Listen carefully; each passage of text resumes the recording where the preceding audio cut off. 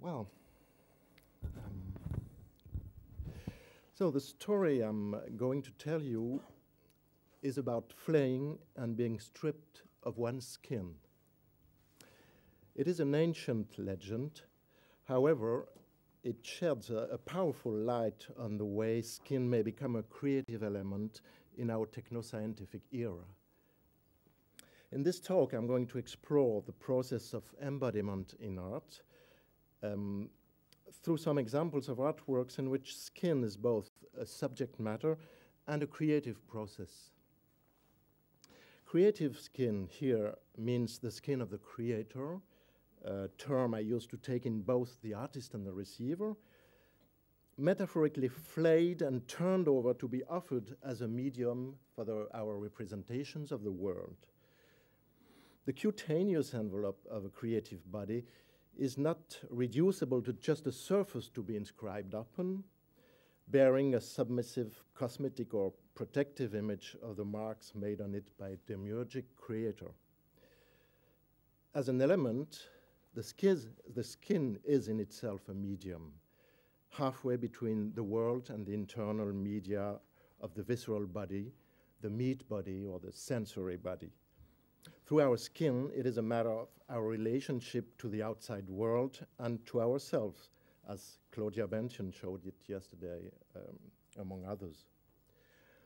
So the Greek myth of Marsyas offers a tremendously rich medium for a reflection that is at once anachronistic and of great current relevance in respect of creative visual arts now. The musician and satyr challenges the god of music, Apollo, to a musical contest. Marsyas plays the aulos, a kind of oboe. Apollo, on the other hand, accompanies his own singing on the sitar. After winning the competition, the divinity decides that as a punishment, his defeated opponent is to be flayed. This torture is more than just stripping bare and goes more than skin deep. The victim is totally excoriated, his mortal coil literally shuffled off, a radical revealing that results in death. The flayed man streams until his drain of blood. The musical confrontation is turned into radical torture, the annihilation of the vanquished by making an open wound of the inside of his body. Clearly, this shows an excess, a disproportion between the stake of the duel and the punishment, even allowing that the harmonious satyr has committed an unpardonable crime in measuring up to a god. My hypothesis is that Apollo here becomes the prototype of the I, an expression of the subject as viewed in Western civilization. This I is the subject of an absolutely transitive action. I flay you. This hypothesis is linked to one of the reasons why Apollo wins this duel. He is able to sing to the music of the lyre, something quite beyond his flute-playing rival. To be sure, Apollo's voice is not that of the modern ego, but it is a signifying voice, that of the logos, in contrast with his rival's purely instrumental music. The hanging Marsyas is the passive object of the transitive verb to flay, whose subject is Apollo. Art is a way to introduce a degree of reflexivity into this radical transitivity. This, in fact, is how it can express the action of a true subject. In a way, through the duel and then the flaying, Apollo and Marsyas form an indissociable pair.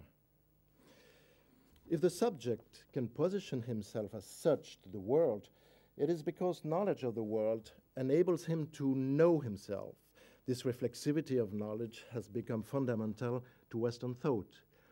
So we note in the cognitive process of the subject towards the object of his knowledge, both a distancing and a backlash from the object at the subject, producing a kind of contact with oneself. The function of appropriating the world inherent to the Western cognitive process is broadly based on the haptic sensory motor model. But the subject's very existence depends on a two-way movement, a breathing which can border on fainting. As Jacques Derrida writes in Untouching Jean-Luc Nancy, quote, "But I touches itself as it spaces itself, loses contact with itself precisely by touching itself. To touch itself, it cuts off the contact. It refrains from touching. You can touch an eye," unquote. The sense of touch, the taboos on touching and overstepping it in the haptic are the core elements of the relationship between subject and object, and the questioning of it through the notion of tact. Homer names Apollo the far-shooting Phoebus. The divine attributes are the bow and the lyre, instruments enabling him to reach and touch at a distance, whether it be to strike violently or to brush against by penetrating the listener with an artistic emotion. So the ability he has is to touch without coming into contact. Marsyas, on the other hand, whose instrument merges into his mouth and becomes almost an extension of his respiratory system, can only touch through direct contact. The Apollo-Marsyas pair I see as representing the tension between nearness and distancing, between merging and tearing apart. So actually, the prints in this work are not cast from bodies. This would, in any case, be a very delicate task, as in these hybrid effigies, images of internal organs go side by side with external body parts. Maybe we can have a little more light in the room. In reality, the imprints are made from ex votos, objects cast in wax representing parts of the human body and hung in churches in certain Latin countries as a sign of gratitude for a cure.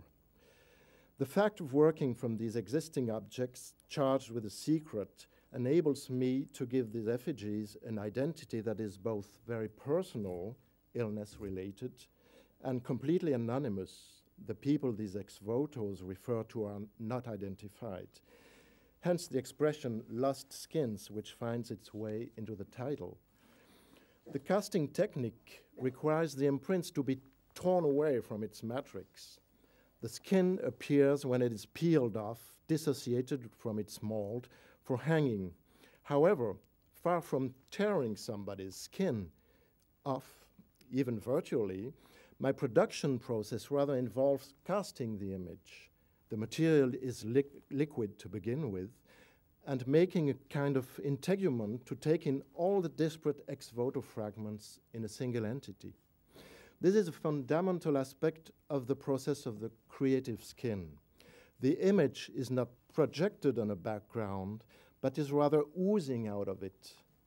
More precisely, the image and the background are one same thing. In that perspective, it is not so surprising that a number of visual artists are currently seeking to harness various biotechnologies and to embody their work.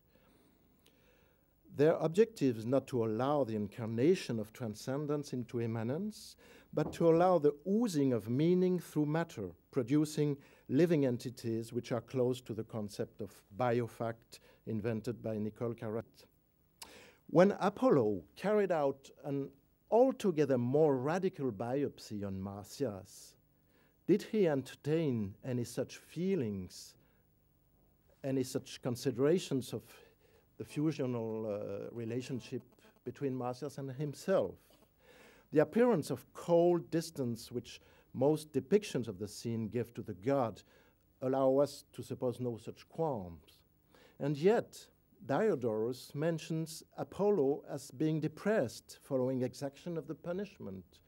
Quote, "But he afterwards repented of this, and tearing the strings from the lyre, for a time had nothing to do with his music." Unquote. With the flaying of the satyr, what troubled identity change takes place deep down within the god subject. The harmonious satyr's flayed skin survives its death. This does not mean that art becomes autonomous from life thanks to Apollo's purifying action. Through his music, it is Marsyas' breath which makes the skin quiver, the same breath that gives life to the satyr before being flayed. At the very moment his skin acquires a new symbolic dimension, becoming a musical instrument, Marsyas' breath recalls its bodily state. If art, for some reason, has a specificity among the general media transmitting information and communication, I think this specificity is due to a process of embodiment achieved through art making and to the relationship it creates between meaning and matter. The artistic medium is not a neutral or changeable background on which a symbolic meaning is projected. What makes art specific in the wide realm of information media is the fusion which operates between meaning and medium. Art oozes symbolism just as a geological concretion does with shapes. A concretion is a phenomenon produced by water oozing through the ground's layers where it becomes saturated with limestone. When it finds its way to a cavity or grotto, it deposits limestone drop by drop, creating amazing shapes as time passes. So a concretion is the ever-changing shape of duration, a legibility exuded by a thickness, thanks to a distance, to hollow in the ground's density. I think that a creative image is a process of embodiment just like a concretion. During this unique process, the opaque thickness of a body surfaces and produces legibility in an unpredictable way. Therefore, it is both an Apollonian projection at a distance and an oozing in Marsyas' proximity. The kind of concretion it gives birth to is never definitely solidified. It is an ever-changing becoming. The creative body is a bionic as well as a more traditionally organic one.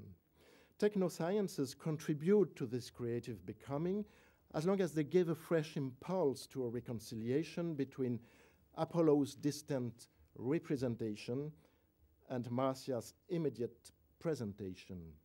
Creative embodiment happens when mediateness coincides with immediateness. Skin becomes truly creative through its thickness, even more than on its surface.